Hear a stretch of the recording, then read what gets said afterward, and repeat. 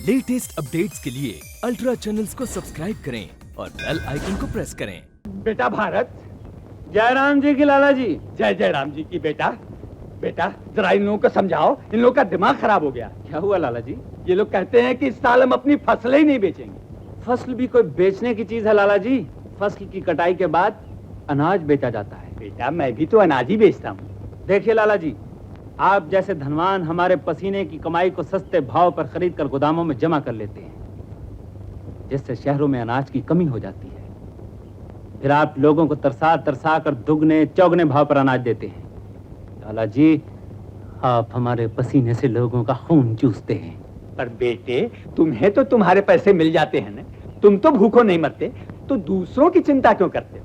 अरे बेटा, इन लोगों को समझाओ। ये लोग कह रहे हैं कि भारत जो कहेगा वही हम करेंगे। ठीक कहते हैं ये। इस साल हम कटाई के बाद मंडी में जाकर अनाज खुद बेचेंगे। 2 पैसे देर से मिलेंगे तो क्या हुआ, लोगों को तो 2 पैसे कम देने पड़ेंगे। लाला जी आप जाइए, आप फसल नहीं बिकेगी। अच्छा, तो दूसरे किसानों की तरह तुम भी अनाज दबाना चाहते हो? अनाज दबा कर रखना चाहता हूं? क्या मतलब लाला जी? अरे पूछो बनवारी से, पूछो शामू से, ये किसान लोग अनाज दबाते हैं या नहीं। पूछो पूछो, इनसे पूछो। क्यों बनवारी?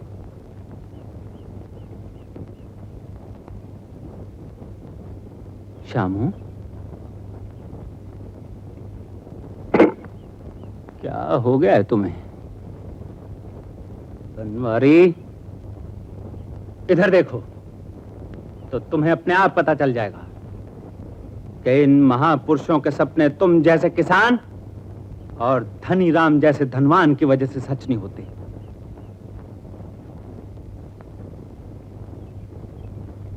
जिस मट्टी में इनकी अंतिम राख मिली हुई है, उस पर हमारा कोई अधिकार नहीं। वो देश की अमानत है, लोगों की अमानत है और लोगों तक पहुंचनी चाहिए, समझे? भारत भैया, मुझे माफ कर दो। मैं कसम खाता हूं कि फिर ऐसा कभी नहीं करूंगा। अब ऐसा कभी नहीं होगा भैया। सुन लिया लाला जी, आप जा सकते हैं।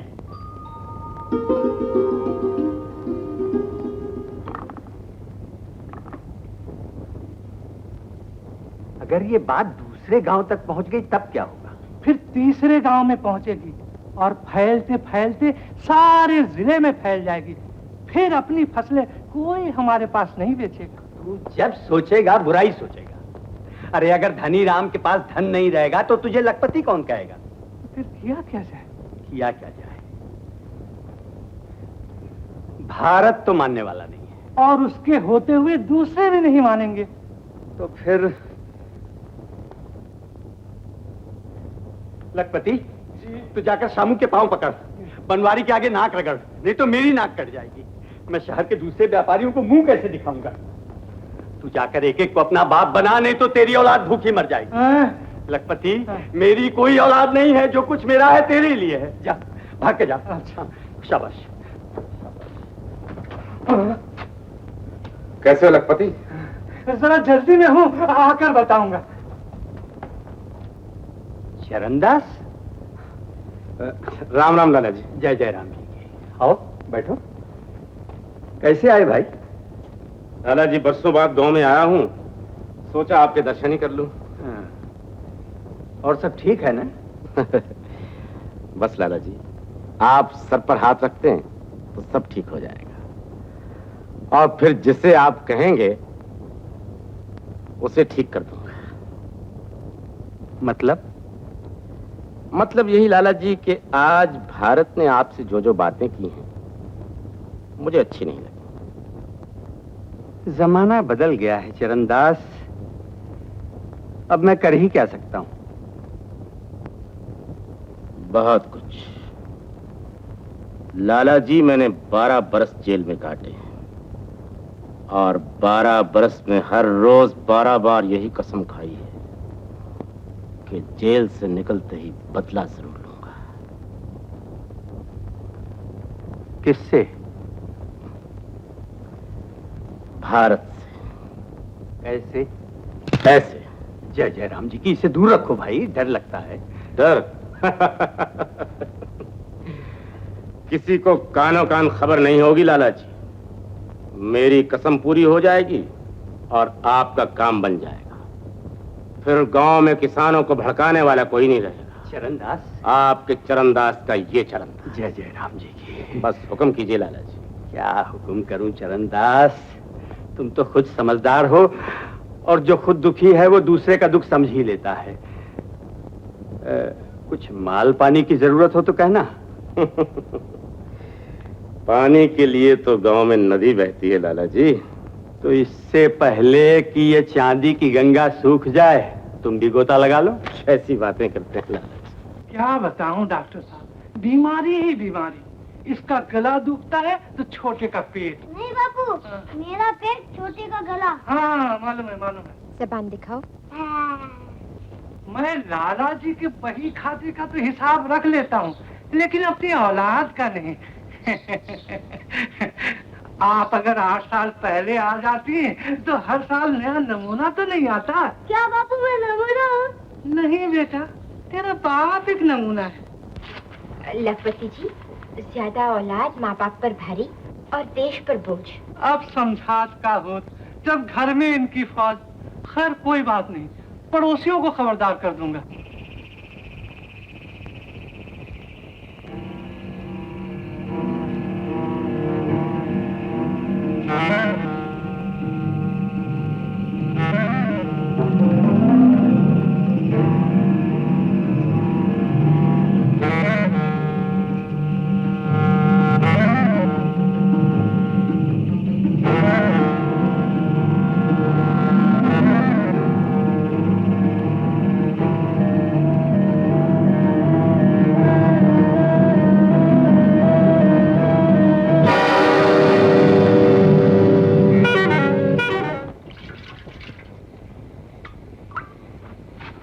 खून देखकर तो मैं डर ही गई थी, लेकिन शुक्र है जख्म गहरा नहीं है।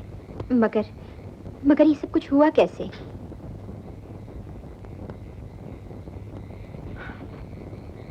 कहीं खेतों की तरफ जा रहा था, पाँव फिसला और धम से गिर गया। तो कुछ चीज यहाँ लग गई और इतनी रात गए आपको कष्ट देने चला आया। अब मैं चलूं। ये आपका कपड़ा ले जाता हूँ, कल लौटा दूंगा। अच्छा। धन्यवाद। सुनिए, जी। अगर दर्द हो और रात को नींद न आए तो ये गोली खा लीजिएगा। जी।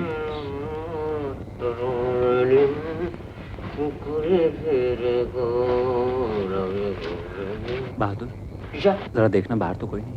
अच्छा। और अगर कोई हुआ तो? जी, अगर कोई हुआ तो उसे हाथ जोड़ के कह दूंगा भाई सबको कहना, मगर माँ जी को मत कहना। क्यों? माँ जी को इसका पता चल गया तो खामखा परेशान हो जाएंगी। दरअसल मेरी माँ बहुत अच्छी है। आप भी तो अच्छे हैं।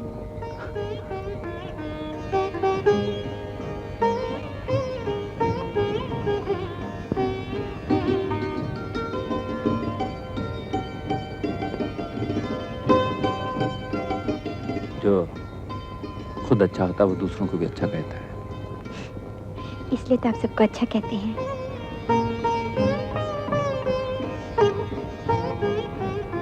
फिर कब आइएगा?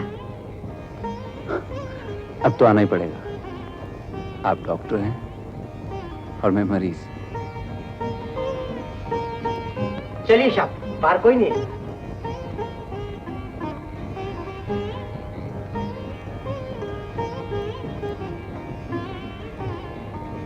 तुम दोनों ही शर्माते हो। वेल, मैं तुम्हारी मदद करूंगी।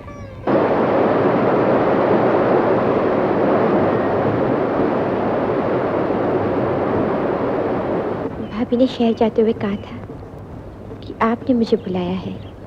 उन्होंने मुझसे भी यही कहा था कि आपने मुझे यहाँ बुलाया है। आपकी भाभी ने ऐसा क्यों कहा? ये झूठ क्यों बोला? मेरे लिए। देखिए, आप एक डॉक्टर हैं और मैं एक मामूली किसान। आज की इस दुनिया में आदमी अपनी 2 वक्त की रोटी के लिए औरों की रोटी छीनता है। और किसान अपना पेट पालने के लिए सैकड़ों का पेट पालता है, हजारों का पेट पालता है।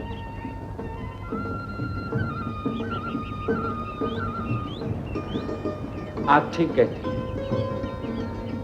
आप शहर से गांव तक आ गई हैं। शायद मैं इस लायक नहीं कि गांव से शहर तक पहुंच सकूं। सुनिए, मैं और मेरे घर वाले मॉडर्न ख्यालात के जरूर हैं, मगर रामायण और गीता को हम उतना ही मानते हैं जितना कि आप। शहर में रहकर, नई रोशनी में पलकर हमारा लिबास बदल सकता है, हमारी सभ्यता तो नहीं। अगर आज पूर्ण होता तो ये कहता कि कविता ने भी भारत की तरह भाषण देना शुरू कर दिया। आपने मेरी बात टाल दी। डॉक्टर की बात कौन टाल सकता है? मेरी बात का जवाब भी तो नहीं दिया।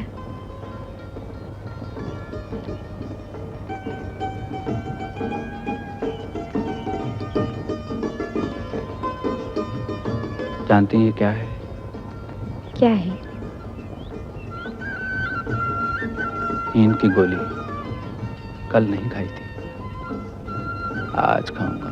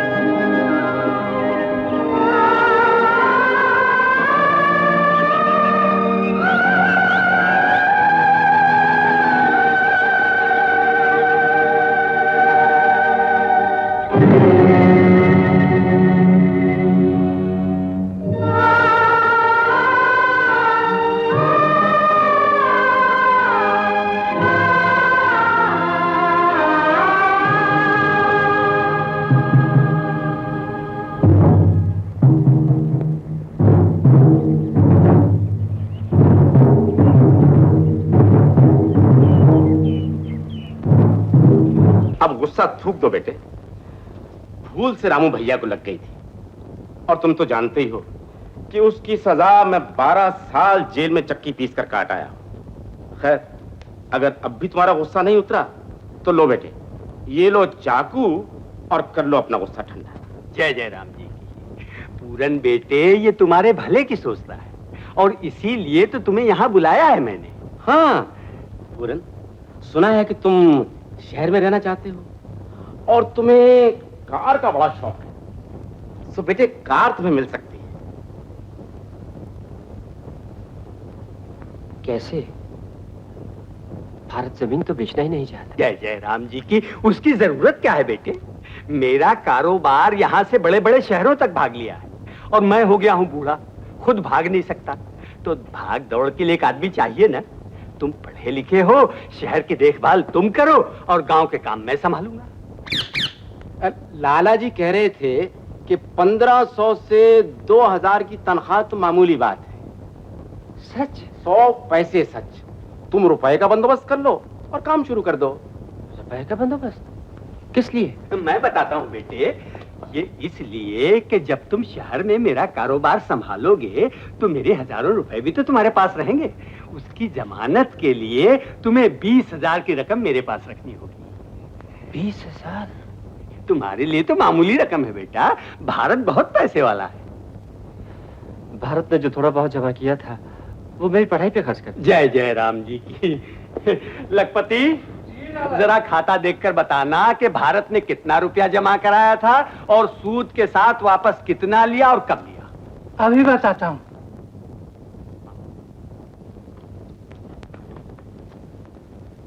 जमा पिछले साल किया था और वापस पिछले हफ्ते। असल 20,000 और सूद के 3,000।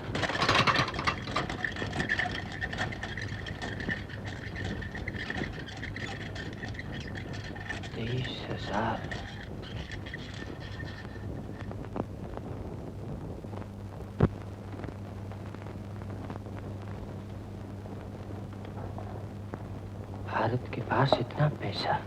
बरसों की कमाई है बेटे। भारत मेहनत भी खूब करता है और पैसा भी खूब जमा करता है। अगर भारत के पास पैसा हुआ तो वो मुझे जरूर देगा। जरूर देगा बेटा, जरूर देगा।